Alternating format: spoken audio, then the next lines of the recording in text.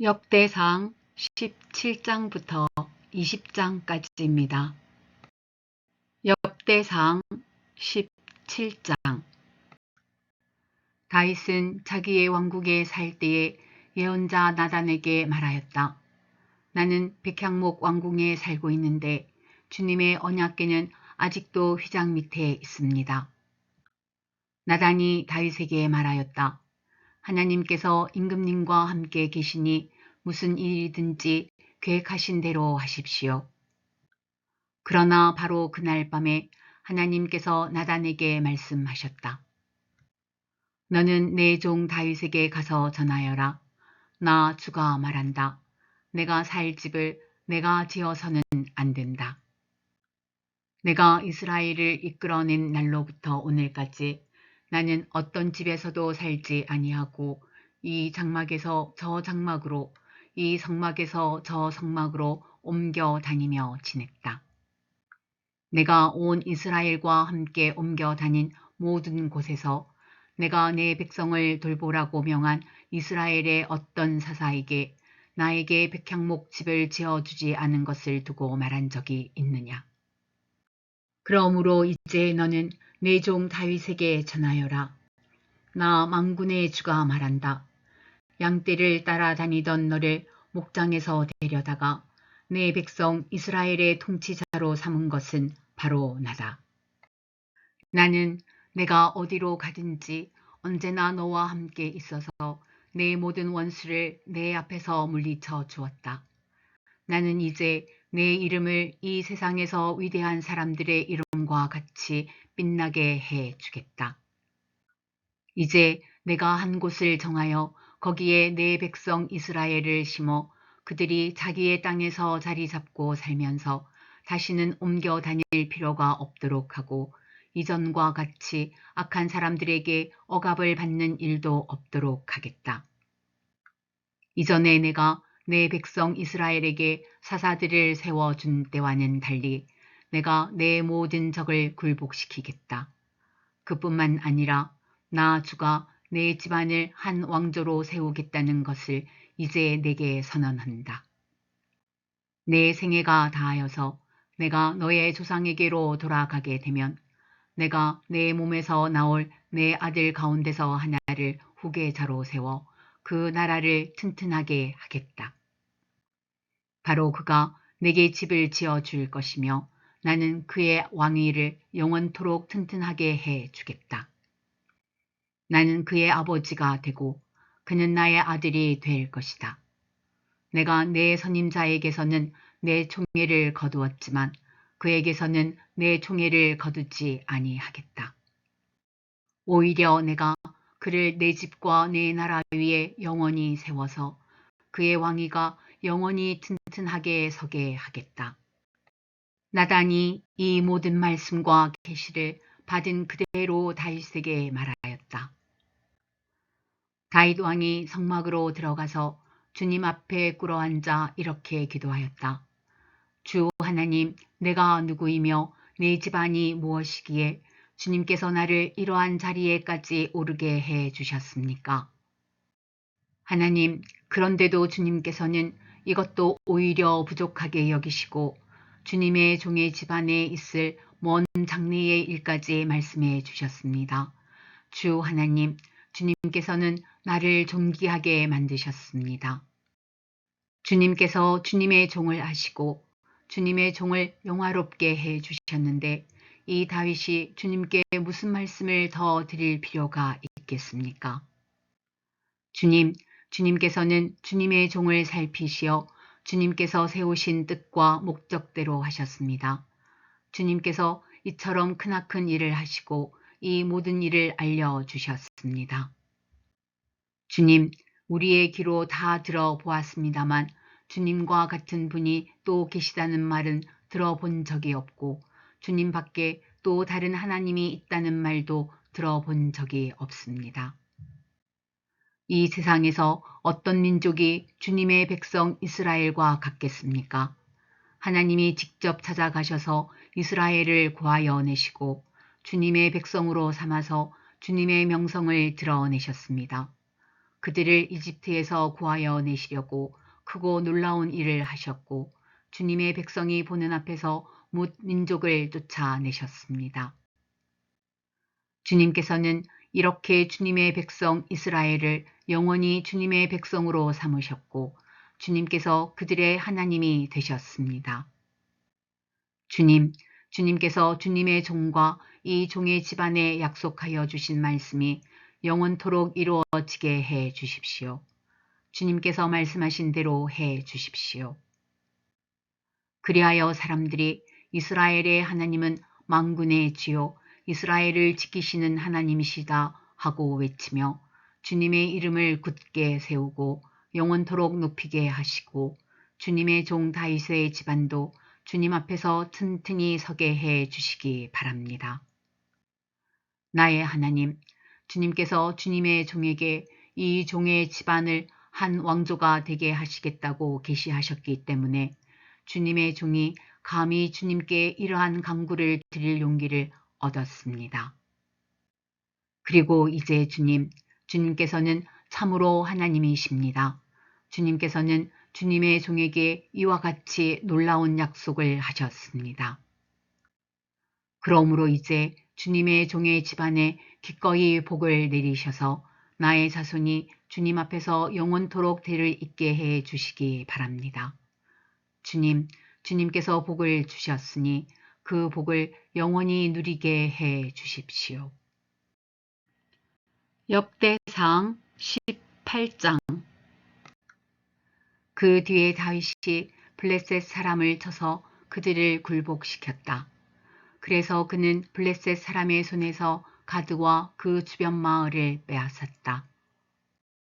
다윗이 또 모압을 치니 모압 사람들이 다윗의 종이 되어 그에게 조공을 바쳤다.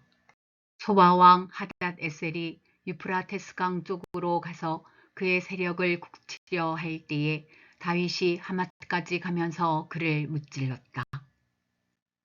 다윗은 그에게서 병거 1000대를 빼앗고 기마병 7000명과 보병 20000명을 포로로 사로잡았다. 다윗은 또 병거를 끄는 말 가운데서도 백필만 남겨놓고 나머지는 모조리 다리의 힘줄을 끊어버렸다. 다마스쿠스의 시리아 사람들이 소바왕 하닷 에셀을 도우려고 군대를 보내자 다윗은 시리아 사람 22,000명을 쳐 죽였다. 그리고 다윗이 시리아의 다마스쿠스에 주둔군을 두니 시리아도 다윗의 종이 되어 그에게 조공을 바쳤다. 다윗이 어느 곳으로 출전하든지 주님께서 그에게 승리를 안겨주셨다. 그때에 다윗은 하닷 에셀의 신하들이 가지고 있던 금 방패를 다 빼앗아서 예루살렘으로 가져왔다. 또 다윗은 하닷 에셀의 두 성읍 디브핫과 군에서는 놋새를 아주 많이 빼앗아 왔다. 이것으로 솔로몬이 바다 모양 물통과 기둥과 놋그릇을 만들었다. 하맛 왕 도이는 다윗이 소바 왕 하닷 에셀의 온 군대를 쳐서 이겼다는 소식을 들었다. 그는 자기의 아들 요람을 다윗 왕에게 보내어 무난하게 하고 다윗이 하닷 에셀과 싸워서 이긴 것을 축하하게 하였다. 하닷 에셀은 도이와 서로 싸우는 사이였다. 요람은 금과 은과 놋으로 만든 물건들을 가져왔다. 다윗 왕은 이것들도 따로 구별하여 에돔, 모압, 암몬 사람, 블레셋 사람, 아멜렉 등 여러 민족에게서 가져온 은, 금과 함께 주님께 구별하여 바쳤다.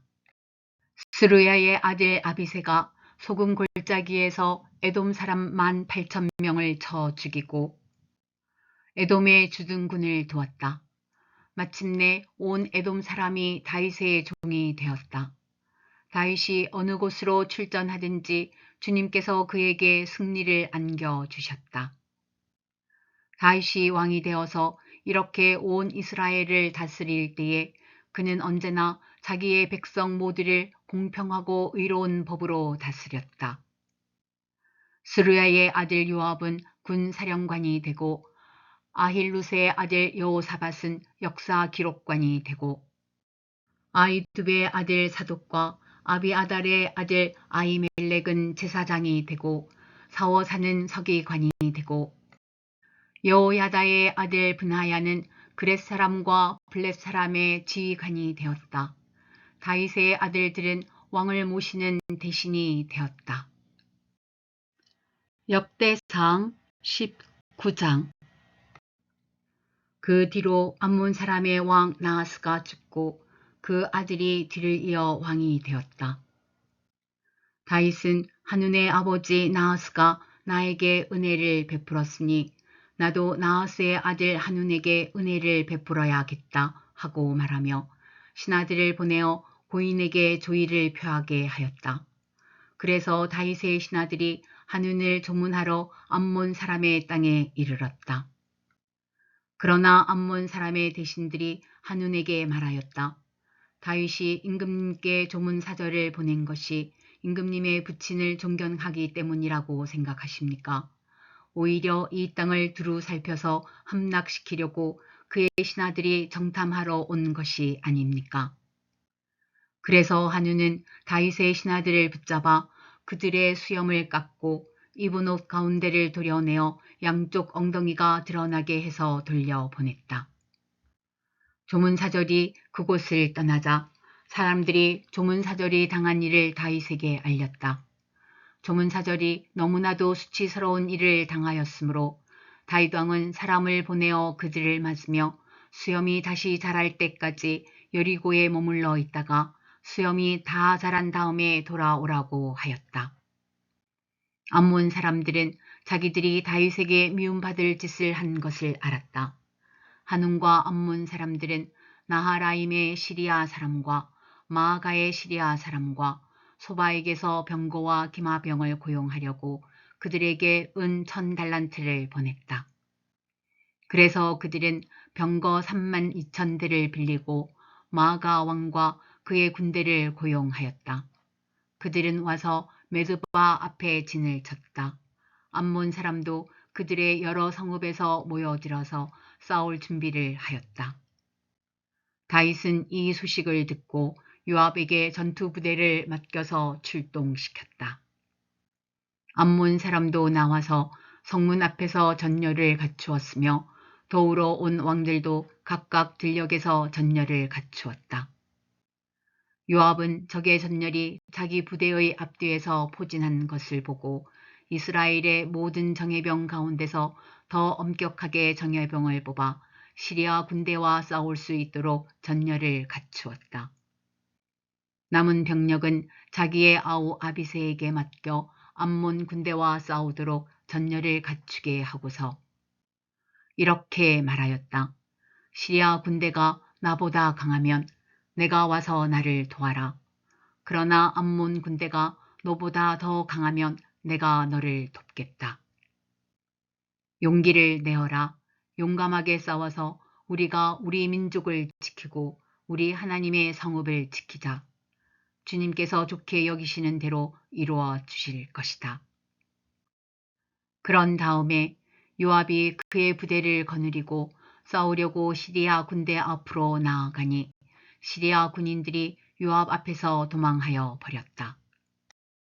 암몬 군인들은 시리아 군인들이 도망하는 것을 보고서 그들도 요압의 아우 아비새 앞에서 도망하여 성으로 들어가 버렸다. 그래서 요압은 예루살렘으로 돌아갔다. 시리아 군인들은 자기들이 이스라엘에게 패한 것을 알고서 전령을 보내어 유프라테스 강 동쪽에 있는 시리아 군대를 동원시켰다. 하닷 에셀의 부하 소박 사령관이 그들을 지휘하였다. 다윗이 이 소식을 듣고 온 이스라엘 군대를 모아 거느리고 요단강을 건너서 그들이 있는 곳에 이르러 그들을 향하여 전열을 갖추었다.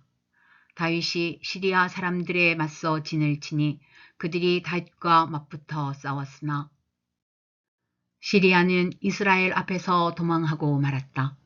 다윗은 시리아 병거를 모는 7,000명과 보병 40,000명을 죽이고 수박 사령관도 쳐서 죽였다. 하닷 에셀의 부하들은 자기들이 이스라엘에게 패한 것을 알고서 다윗과 화해한 뒤에 그를 섬겼다. 그 뒤로는 시리아가 다시는 암몬 사람을 도우려 하지 않았다. 역대상 20장. 그 다음에 봄에 왕들이 출전하는 때가 되자 요압이 병력을 이끌고 나가서 암몬 사람의 땅을 무찌르고 더 가서 랍바를 포위하였다. 그러나 다윗은 예루살렘에 머물러 있었다. 요압이 랍바를 쳐서 함락시켰다. 다윗이 암몬 왕의 머리에서 금관을 벗겨 왔는데 달아보니 그 무게가 금 1달란트나 나갔고 금관에는 보석이 박혀 있었다.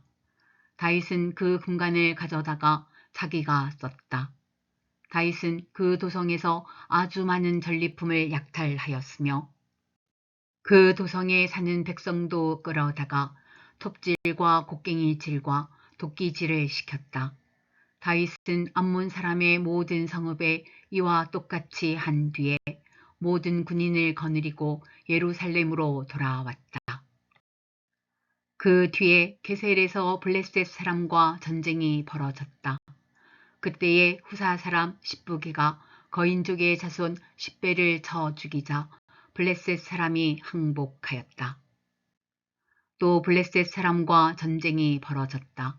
야일의 아들 엘하난이 가드 사람 골리앗의 아우 라흐미를 죽였는데 라흐미의 창자루는 배틀 앞다리 같이 굵었다. 또 가드에서 전쟁이 벌어졌을 때에 거인이 하나 나타났는데 그는 손가락 발가락이 각각 6개씩 모두 24이었다. 이 사람도 거인족의 자손 가운데 하나이다.